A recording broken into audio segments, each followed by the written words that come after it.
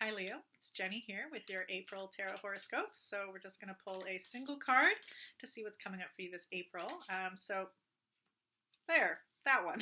That one came out. Jump right to it. So the first 2/3 of April is Aries season. We're starting a new energetic year. When we had March equinox and started with Aries season as the first sign of the zodiac, so we're in a new energetic year. And then towards the end of the month, we're going to be in Taurus season. So that's what's coming up for you. And the card that you have is the Five of Cups reversed. So this is what it looks like the right way up. So we have this naked woman here. She's standing at the threshold, this great archway. Out through the arch, we have this big sort of castle on the hills and this distant ocean. And then here we have this sort of shadowy figure. He's kind of reaching out towards her. Could be saying farewell, could be reaching for her to come back. And then we have the cups. We have 2 cups upright and 3 of them are tipped over. And this is the way the card came out. So, 5 of Cups. What does that mean for you this month? Okay. 5 of Cups. A spiritual opening, open to new feelings. 3 cups have fallen over. 2 are still upright. What is bygone and what is sustainable? 3 cups, past, present, and future, indicate that conventional concepts of time are no longer useful. What counts now is inner reality and personal vision. Here and now, we are confronted with desires and fears that may issue from times long past or pertain to events in time still to come. The image of 2 cups still upright means that we can always choose which emotions and needs to accept and which to reject. A beautiful new way opens up. The challenge is to walk through the doorway, and this involves crossing the threshold. We thereby encounter a shadowy self, psychologically speaking, a double, an alter ego, the second self. This theme is represented by the shadowy figure on the right. The shadow is a symbol of the unlived parts of the self and for unconscious desires and fears.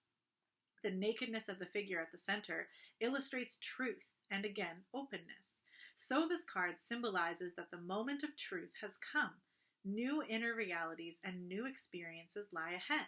The path at the center of the card goes past a castle, indicating security or imprisonment, and leads onto the ocean and the wide open sky.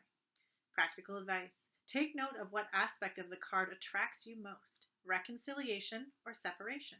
Setting out or staying put, these are all possibilities. Water treatments, baths, and showers can help you to open up emotionally. Do not run away from your own feelings.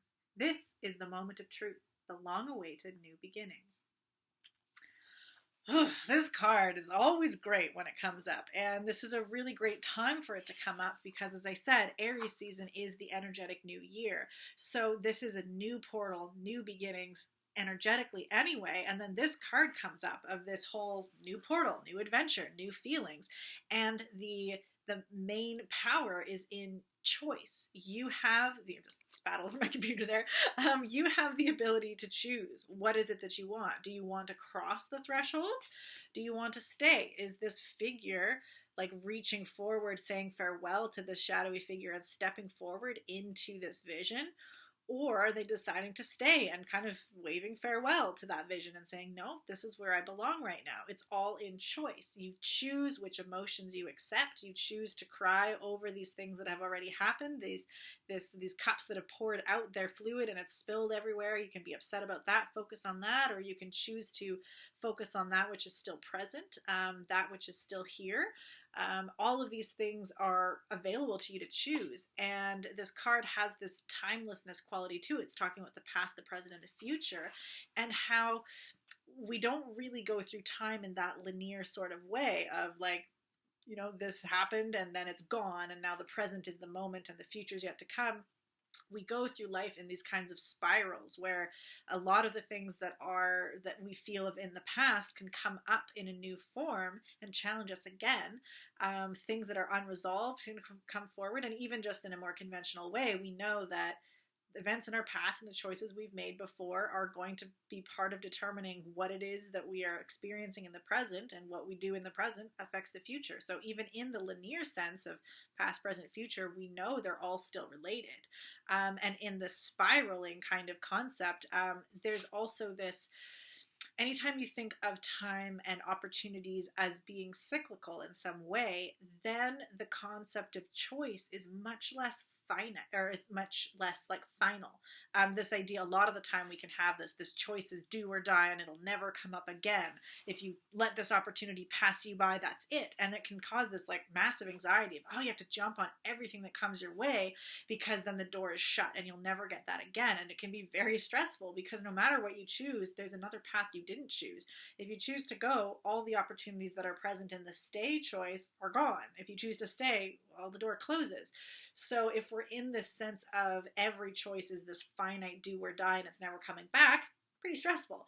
But if we kind of understand and lean into this cyclical nature of time, these choices come up again. They may look different. It's not going to be the same scene through the archway every time, but that gate is going to open again, and you're going to be able to explore different themes or you can explore the same themes in different ways depending on which opportunity you take. So that kind of takes a lot of pressure off of your choices having to be right or wrong. In this case, this choice is really just what is it that you are going to do. It's divorced from really any sense of judgment of right or wrong. It's just going or staying. And one of the main elements of this card is this element of truth. And that is very much symbolized by the nudity of the figure. There's nothing to hide there. This is a person who is not hiding from themselves and not hiding themselves. So they are both very symbolizing. They're very aware of all that there is about them, their strengths, their weaknesses, their fears, their past failures and successes. It's all there, all laid bare. And they are then stepping out into the world, or choosing not to, still bare. So they are also saying, all that which I know about myself, I also am allowing you to see. I'm not trying to hide it. I'm not ashamed of it. I'm not scared that something's going to catch me out. And I'm also not super concerned about what you think about it and if it offends you or not. When talking about nudity, of course, that can be a subject of taboo. A lot of people don't feel they want to see things, aren't prepared to see things. And often the thing that causes people to feel that taboo of cover up is more, not so much that they're offended by what they see in you.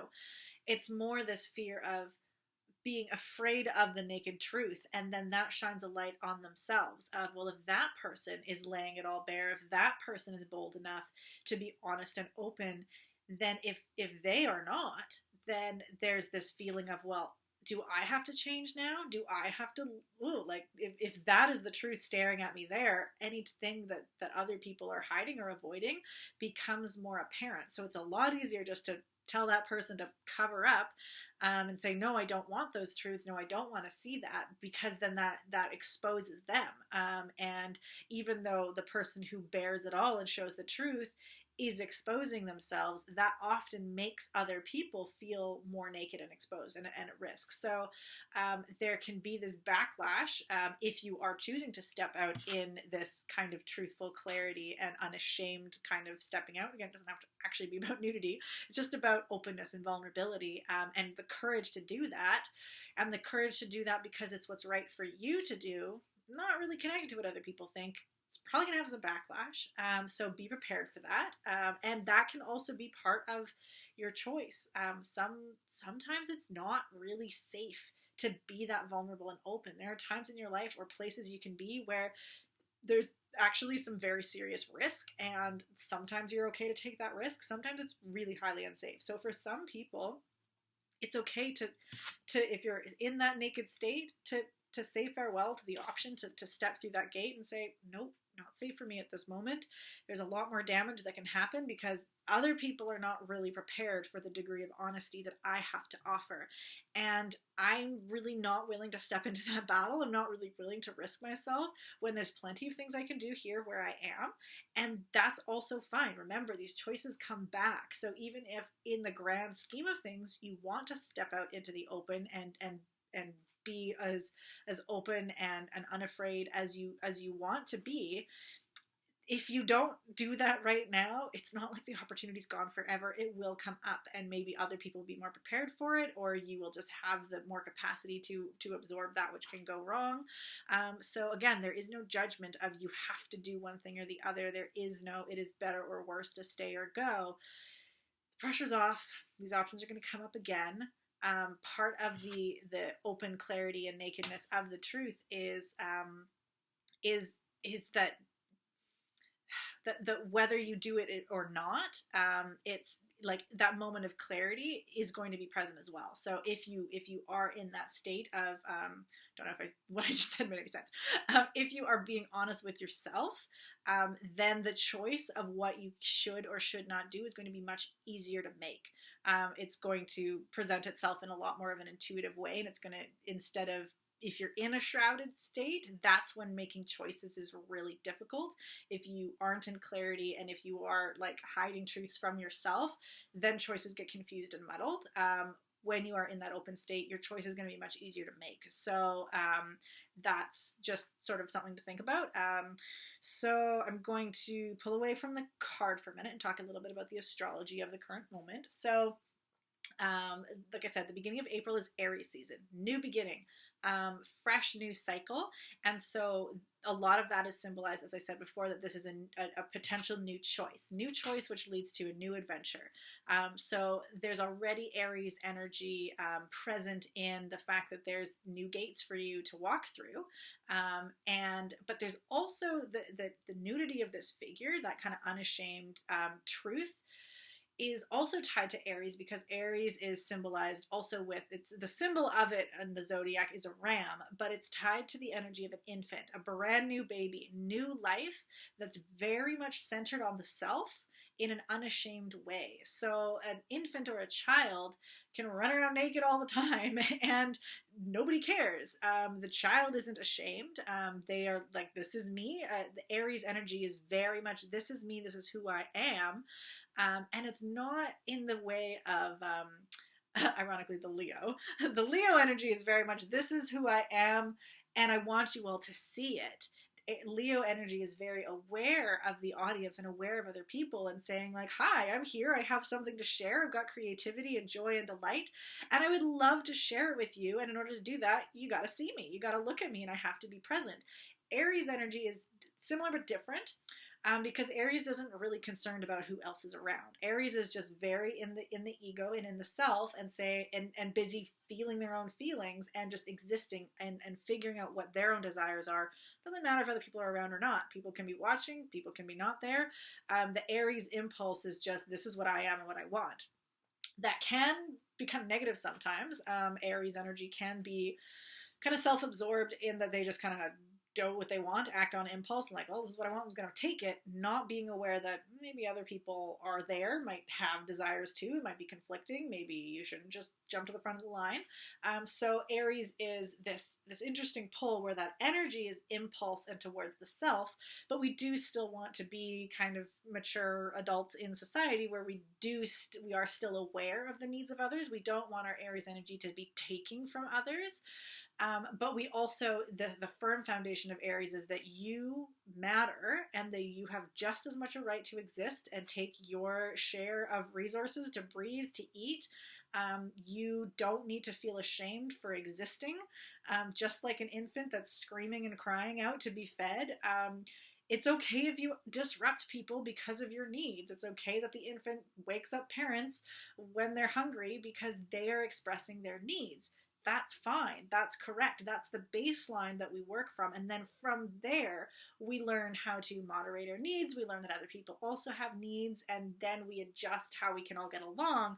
But you can't, you need to start from that sense of ego, that healthy sense of self, and then learn how to introduce others into how you live through the world. It doesn't work as well to start with no concept of self, only take care of others, and then try to build your own concept of self after. Like, we all start as egoic little selves. This Aries energy is really helpful for that, to lean into that.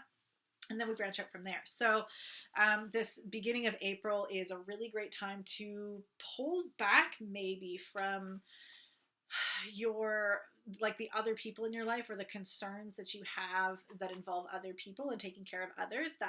You don't need to drop them all. Don't abandon people in your life and other projects, but your questions really should be centered first on yourself and what your needs are, what your vision is, what your destiny and what your desires are.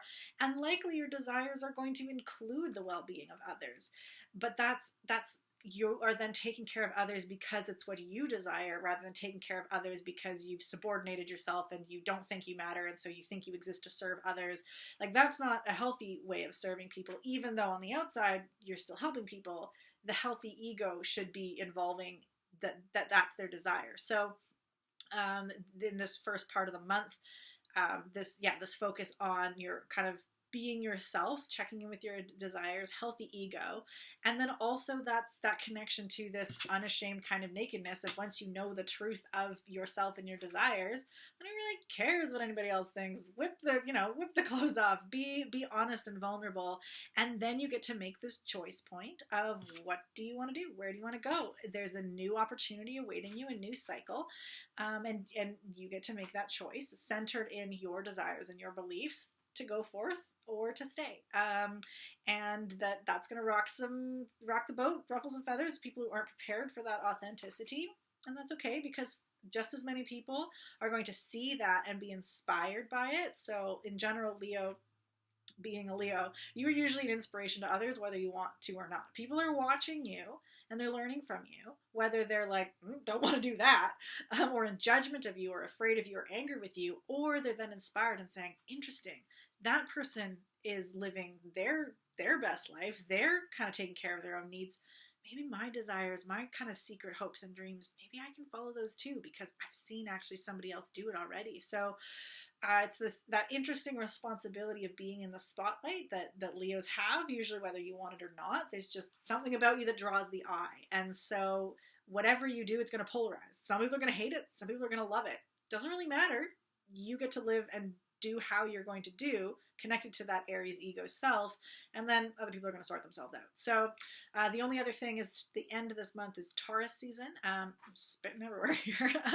The end of the month is Taurus season. That's an earth energy, and that's a lot more kind of get it done, but more in a like a starting out the work. It's still the beginning of the new year. So it's not about working and getting the results right away. Results come later down the line. It's more seed planting. If you're in the Northern Hemisphere, this is springtime, little buds coming, tending, cultivating, but harvest is still months away. So whatever your choice is, to step through the threshold or not, towards the end of the month in Taurus season, that's more when you probably maybe made that decision already, and now you're starting out on the path. You're like, planting those seeds and seeing what needs to happen, and in the work of it. So that is towards the end of the month.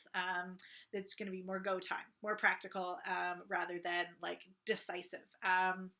So that's all I've got for you for today. If you are curious about some of like the more energy that's happening in this Aries chunk of April, since we just started the new year, I highly suggest you go to my YouTube, where you already are, to watch this video. Check out my YouTube channel, and I have an Aries season pay what you can workshop. So there's a lot more information on the specific transits that are happening, and more energy that's going to be kind of the background context for this particular reading, at least for the Aries chunk of it. So still super relevant. I would highly recommend check that out. Again, pay what you can. And then there'll be another workshop end of April for Taurus season. Same thing. So head over there, check that out, so that you get some context for this particular card. And other than that, best of luck, Leo. Have fun this April.